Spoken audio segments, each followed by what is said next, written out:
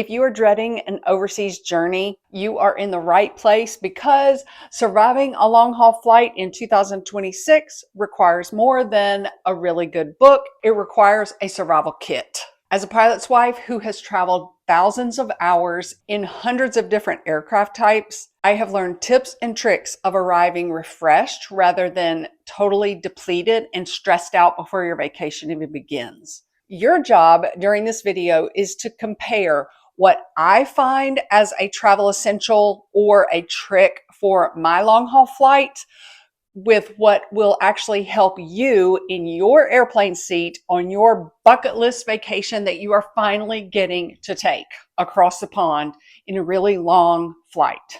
The number one travel tip is packing and organization. The first step to a successful long haul journey starts before you even leave your home. So I always make sure I use any kind of bag with a light interior because the airplane is going to be pitch black pretty much, and you're not going to have a lot of space. So choose a light interior. This Nomad Lane bento bag in all different colors.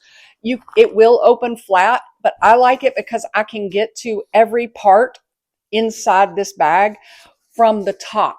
So I don't have to unzip really any areas to flatten it out.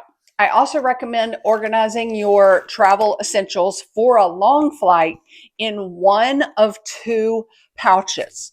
So you're going to ditch one of them and put that in your carry-on luggage.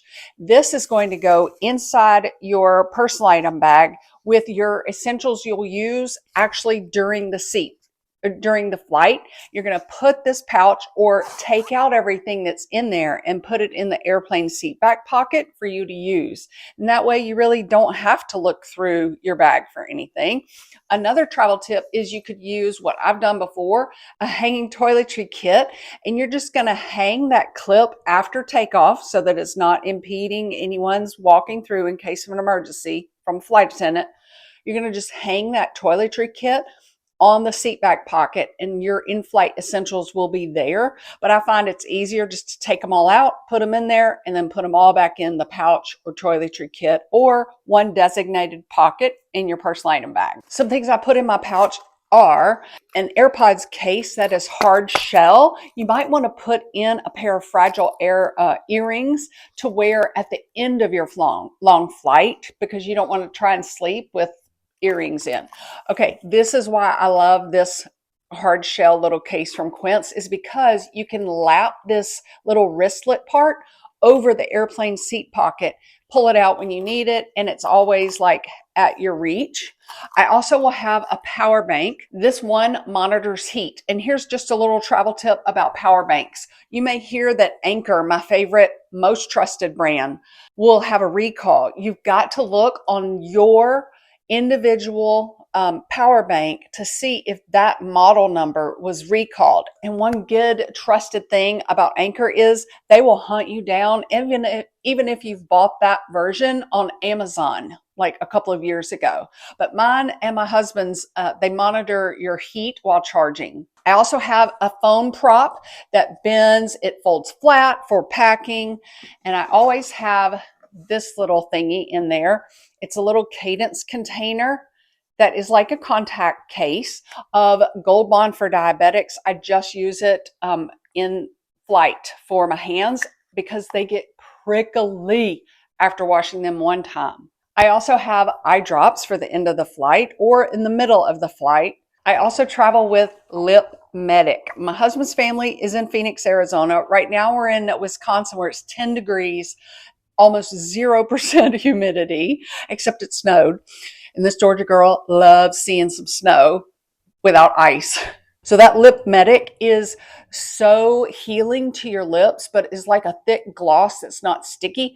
I only use it for travel though, to dry destinations or for a long flight. To maximize space in carry-on luggage only, like I did when I went to Zurich this past winter, I packed my clothes in this compression set by Exter. It's one bag that you can buy a multi-pack, but it has a 3-inch motor that is rechargeable, but you just attach it to the little hole after you zip it, and it is like a vacuum seal compression, sucking all of the air out so you can really pack it all in. One travel tip that goes viral every time I say this before a winter storm is, in case your carry-on luggage or your checked luggage gets checked last minute and lost, have a compression cube with one shirt, 2 pairs of undies, and 2 pairs of socks. And that way you're set for a couple of days waiting on that luggage. Just put it in the bottom or the back of your personal item bag, and it's like a book. You'll never know it's there. Many of my traveler viewers of community on Travel Tips by Laurie love this band. It is stretchy but snug. It fits 2 passports for security and protection of valuables or just secure items. This is what they wear during a long flight for peace of mind if they do fall asleep. I use it to walk my dog. So do whatever helps you have peace of mind during that stressful flight. There is also a zippered pocket, but it's a little smaller. And then there's another one that's loose, open too, not as big as the other one. It's like a hidden money belt because you can hide it under your top or your pants waistband, but you cannot wear it in airport security, just so you know.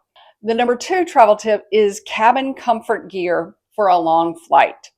For a flight across the pond or a red-eye flight going all night, I prioritize my travel outfit layers so that I can adapt if it's a cold airplane or extremely hot at some times, which it can be. To combat any circulation can be deadly issues, I suggest wearing compression socks. I tried Wello. I did not love them. It was a little too tight on me. My travel tip is do not get some from the drugstore on the corner. They are not the healthy kind. They are going to dig into the top of your calf, and you want it to be gradual compression. I love the Dr. Scholl's brand, and this other one that I just used with stripes, I cannot remember. They're on Amazon. They'll be in the ... more paragraph right underneath this video for you.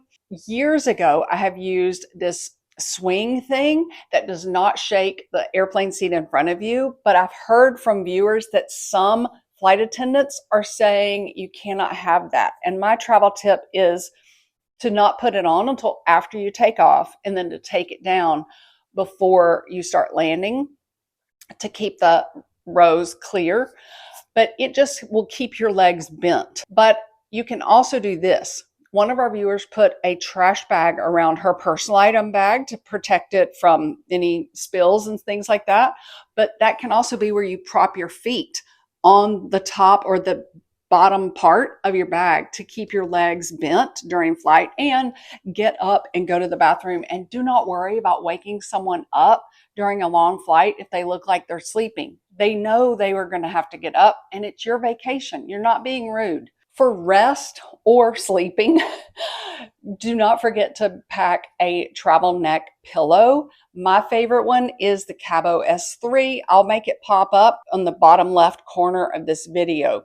It is for long necks only, okay? It's like you're wearing a neck brace, but it connects these little Velcro straps to the headrest pieces that flap forward, not the headrest for the person behind you. It is my favorite one, and your head does not droop forward, and it does not droop too far over to the side. The number 3 travel essential is this tip. Pack dry air heroes to use during your long flight. Maintaining your health and your skin has become more important to me in midlife now that I'm over 50, almost rounding up.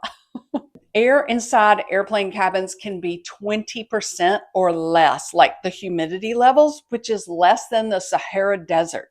So here is my routine and some things that I use to prevent a puffy face, puffy eyes, and dehydration. The day before your flight, or whenever you take your shower, you're going to prepare your skin with number 1, a hydration toner. That same toner that you may have used in high school really does do the work. It puts a barrier on your skin to accept and welcome the moisture that it's going to have on it. I do that before adding number 2, my milky toner. And I have to tell you, this may be TMI, but up here in the extreme dry weather in Wisconsin, I use this milky toner on my prickly butt cheeks. When we lived near DC, oh my word, prickly, dry skin so much. It helps, I promise you. You're going to do that the day before your flight, like after your shower. Then you're going to add multi-peptide serum.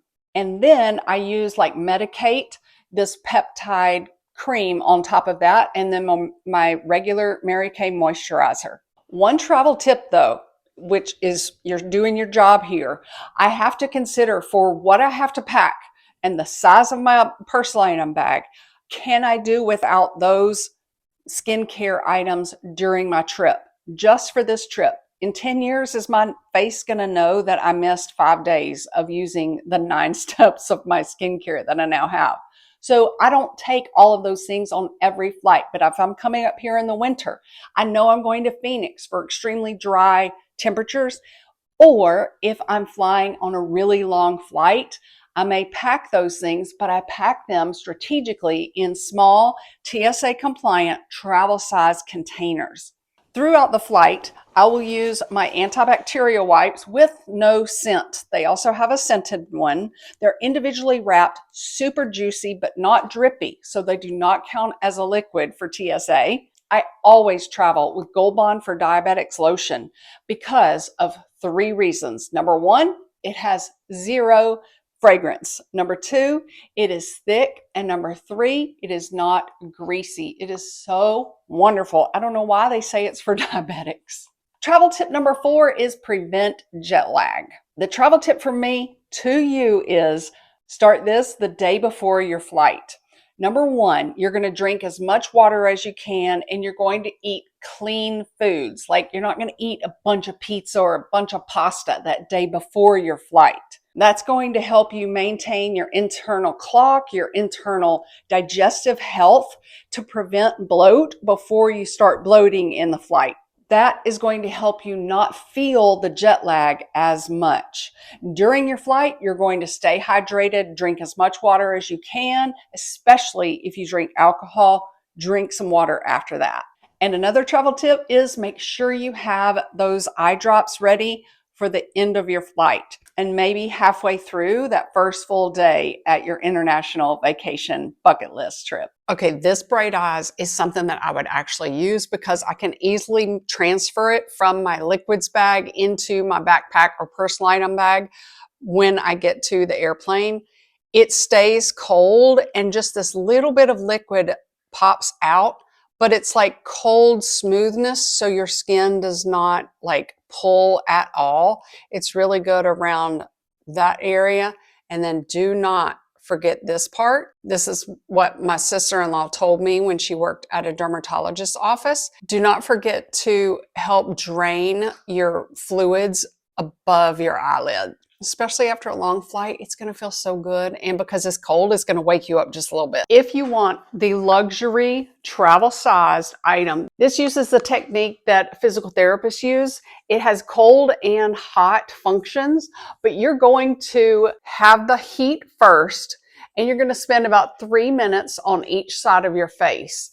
And if it's clean and dry, you can like rub it like that. Y'all, you can instantly feel your drainage like melting almost. And then you bring it down move your hair out of the way, and then you just bring it down your face to those lymph nodes down there. You're moving everything down. So you'll do like this from your inside of your nose to the outer part. You can go up like that, but sometimes it'll pull my skin if my skin is like moist or humid from this Houston weather. But this is my favorite spot right here, right under my eyebrow. It just feels so good. And then you can do little motions like that, and you're going to do 3 minutes on each side, and it actually turns off for you. But I mean, this is like top notch. And then you'll do the other side, and it has 3 settings. Okay. And then on that same area, after it's had the heat, and you're going to put in the freezing cold metal. Oh my word. When you're done is when you will be able to tell the effects of it from the heat and the cold, but you do the same motions up and then down, swipe, swipe, up, up, even right here. Oh my goodness. I'm telling you it works, but it is the luxury part. One little tip that I would say is if you feel weird doing it in the airplane, I would just wait until you are there that night and do not watch a screen while you're doing this to help yourself that first day of falling asleep, or especially that second morning when you're up at like 4 a.m. for your day. It just gives you something to do, but also depuffs and gets everything moving. And drink that water.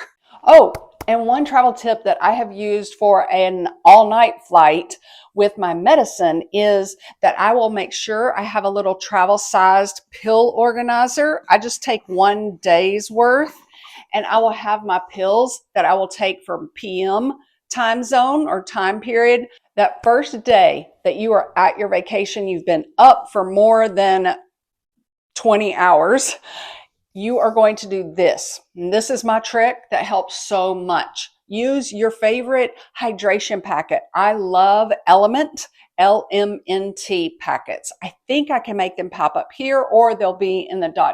more paragraph, but they have sodium and magnesium and something else. But because they have so much sodium, one travel tip is to just put half of that packet in a full bottle of water after lunch that first day. And that first day, you are not eating a whole pizza, even if you are in Rome, Italy. And then before you eat dinner, put the rest of the packet in another bottle of water and drink it. But it is going to help you not feel sluggish, because that late afternoon is when you start feeling like, I cannot go on. I can't do it. And the final trick to get you past jet lag is to eat pizza on that second night so that you can get carved up and just sleep like a baby. It's here. This is a new freebie that is going to audit what you need to think about before a long flight. Just look down below on the ... read more or ... more. Another travel tip is always have your medication that you have to have in your personal item bag in case your suitcase gets lost. That's for any flight. Travel tip number 5 is money saving secrets. Being an adult means managing your money and watching your budget. Before you even start looking for an international flight, a long flight, you are going to search or research your credit card points, any kind of benefits that you may have that could give you an upgrade or give you part of your ticket that's paid for.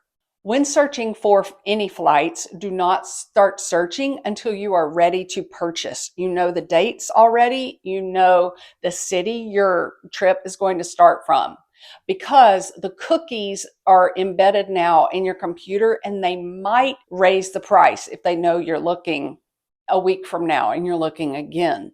While many people believe that Tuesday morning is the best time to buy a ticket, it's really the apps and the computers, the cookies, they're all tracking you. Or if you have Facebook, they're going to hear you talking about your trip and then they're going to know you're looking for a flight there. But we do the best we can, and either we go or we stay home. Another tip is if most people are going to Munich, Germany in October, that ticket might be super expensive, but a flight to Amsterdam or a secondary city internationally might be less expensive of a flight. So you could take a train then to Munich instead of that flight.